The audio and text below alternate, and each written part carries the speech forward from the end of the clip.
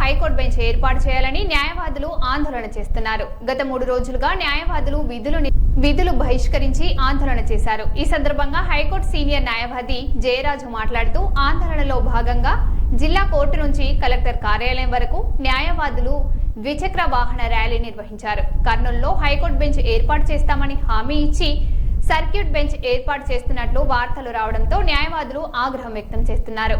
ముఖ్యమంత్రి చంద్రబాబు నాయుడు ఇచ్చిన హామీ మేరకు శాశ్వత హైకోర్టు బెంచ్ మాత్రమే ఏర్పాటు చేయాలని కోరారు.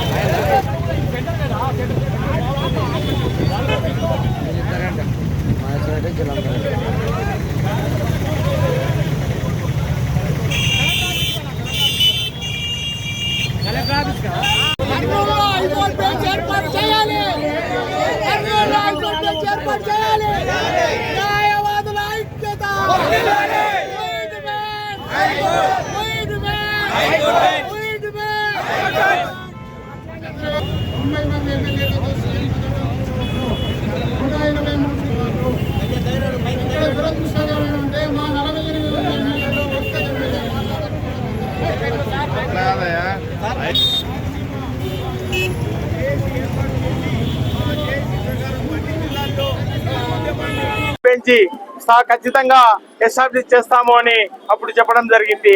తర్వాత అసెంబ్లీలో 2018లో తీర్మానం చేయడం జరిగింది.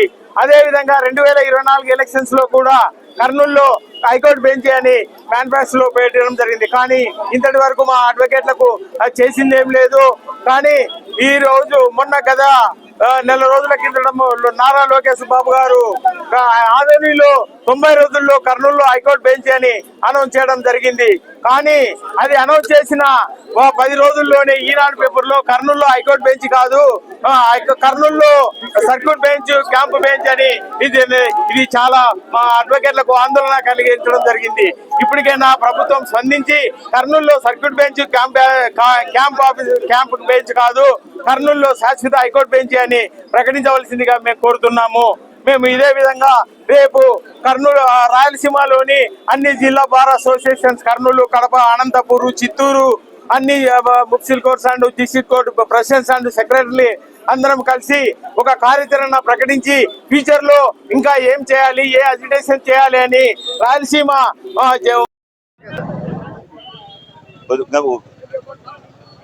ఈరోజు మా యొక్క ప్రజా ఉద్యమంలో భాగంగా న్యాయవాదులందరూ కూడా మరి ఈ రోజు ఒక పవిత్రమైనటువంటి దినం అయినా కూడా శ్రావణ మాసంలో ప్రజలందరూ పూజలు చేసుకుంటూ ఉండగా మేమందరం ఈరోజు రోడ్ల మీద పడి రాయలసీమ ప్రాంత ప్రయోజనాలను కాపాడడానికి ఇక్కడ మేము ప్రొటెస్ట్ చేస్తూ ఉన్నాం, నిరసన వ్యక్తం చేస్తూ ఉన్నాం. మేమిక్కడ ఈ యొక్క నిరసన కార్యక్రమం అనేది ఏ ప్రభుత్వానికి వ్యతిరేకంగానో, ఏ పార్టీకి వ్యతిరేకంగానో, లేకపోతే ఏ వ్యక్తికి వ్యతిరేకంగానో చేస్తున్నటువంటి ఉద్యమం కాదు ఇది. ఇది మా ప్రాంత ప్రయోజనాలను కాపాడుకునే దానికోసం చేస్తున్నటువంటి ప్రయత్నం. ఇంకొకటి కూడా మనవి చేస్తా ఉన్నా, మీరు అడగండి, మేము అడగకూడదు, మేము అడగలేదు, మీరు ఇస్తామన్నది ఎందుకు ఆలస్యం చేస్తున్నారని మేము అడుగుతా ఉన్నాం. వాస్తవంగా రాయలసీమకు చారిత్రాత్మకంగా కూడా అన్యాయం జరుగుతూ ఉంది. మరి ఆ రోజు రాయలసీమలో మరి మన మొట్టమొదటి ఆంధ్ర రాష్ట్రం ఏర్పడినప్పుడు ఇక్కడ రాజధానిగా వెలుగొందినటువంటి కర్నూలు మన ప్రాంత ప్రయోజనాల కోసం, తెలుగు జాతి ప్రయోజనాల కోసం మేము రాజధానిని వదులుకున్నాం, త్యాగం చేశాం. మరి ఆ విధంగా పెద్ద మనుషుల ఒప్పందం ఇప్పటిది కాదు, ఇది చారిత్రాత్మక ఒప్పందం. 1937లో ఆంధ్ర రాయలసీమ ప్రాంత నాయకులకు జరిగినటువంటి ఒప్పందం ప్రకారం, శ్రీబాగ్ ఒడంబడిక ప్రకారం అక్కడ రాజధాని ఉంటే ఇక్కడ హైకోర్టు ఉండాలా, ఇక్కడ రాజధాని ఉంటే అక్కడ హైకోర్టు ఉండాలా, అది కూడా మేము అడిగాం. ఈ రోజు దశాబ్దాలుగా మాకు హైకోర్టు కావాలని పోరాటం చేస్తా ఉన్నాం. అయినా కూడా మరి ఏ ప్రభుత్వం కూడా ఈ యొక్క డిమాండ్ అంగీకరించకపోగా హైకోర్టు బెంచ్ ఇస్తామని చెప్తే దానితో కూడా తృప్తి పడడానికి రాజీ పడ్డాం. మరి ఈ రోజు మళ్ళీ వస్తున్నటువంటి వార్తలు ఏంటి, మీరు చేస్తున్న వార్తలు ఏంటి?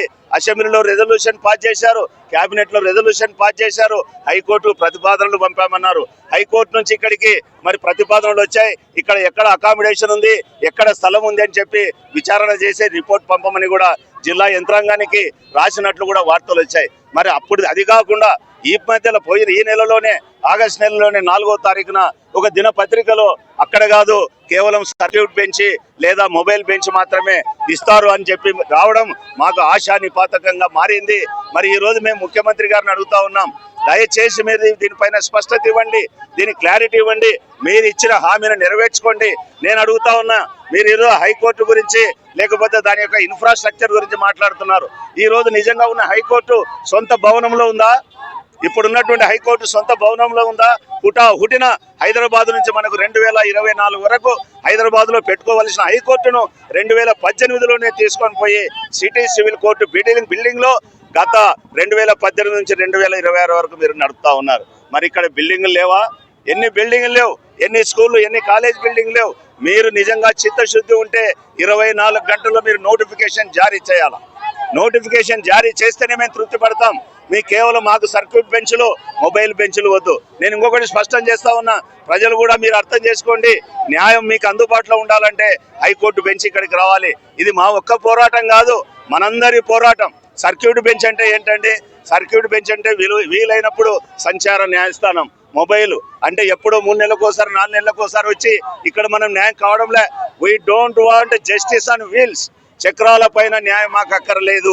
We want justice permanently to be located in Kurnool. శాశ్వతంగా హైకోర్టు అందుబాటులో మాకు ఉండాలా, న్యాయం అందుబాటులో ఉండాలా, దానికోసం పోరాటం చేస్తా ఉన్నాం. మరి పత్రికలో వచ్చిన వార్తలను ఇంతవరకు ఎవరు ఎందుకు ఖండించలేదు?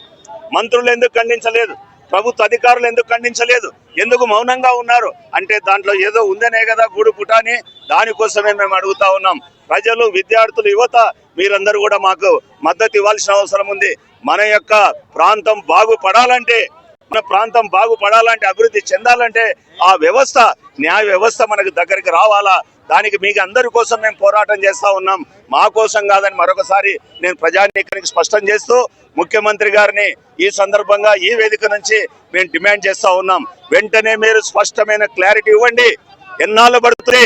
అక్కడ మహారాష్ట్రలో అనుకున్న 3 నెలలకే హైకోర్టు బెంచ్ని పెట్టారు. మరి ఈ రోజు అడుగుతాను నేను, కర్నూలులో ఉన్నటువంటి వాడు, మేము అడ్వకేట్స్, మేము విజయవాడకు పోవాలంటే 9 గంటలు ప్రయాణం చేసిపోతా ఉన్నాం.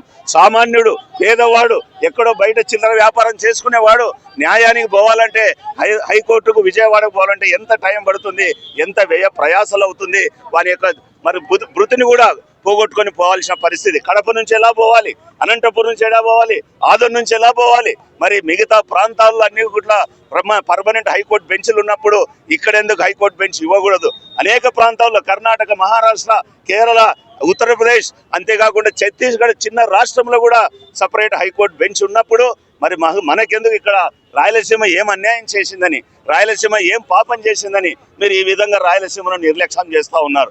కాబట్టి ఇప్పటికీ మీరు ఇచ్చిన హామీది, మేము అడిగింది హైకోర్టు, మీరు బెంచ్ ఇస్తామన్నారు. కనీసం అది ఇవ్వడానికి కూడా ఎందుకు తాత్సారం చేస్తా ఉన్నారు? కేంద్రంలో మీ ప్రభుత్వమే, రాష్ట్రంలో మీ ప్రభుత్వమే, డబుల్ ఇంజన్ గవర్నమెంట్. మరి ఎందుకు ఆలస్యం చేస్తుంది? మీరు వెంటనే ముఖ్యమంత్రి గారు, మా యొక్క బాధ, వేదన రాయలసీమ ప్రాంతం, మీరు కూడా రాయలసీమ ప్రాంతం వాళ్ళే, ప్రతిపక్ష నాయకుడు రాయలసీమ ప్రాంతం వాడే, మీరు ఇప్పటికైనా ఆలోచన చేసి రాయలసీమ ప్రాంతానికి న్యాయం చేయాలని వెంటనే ఏమాత్రం ఆలస్యం చేయకుండా హైకోర్టు బెంచ్ ఏర్పాటు చేస్తూ నోటిఫికేషన్ జారీ చేయాలని డిమాండ్ చేస్తా ఉన్నాం. రాయలసీమ న్యాయవాదులం, రాయలసీమ ప్రాంత ప్రజల తరపున అని చెప్పి నేను మనవి చేస్తా ఉన్నాను.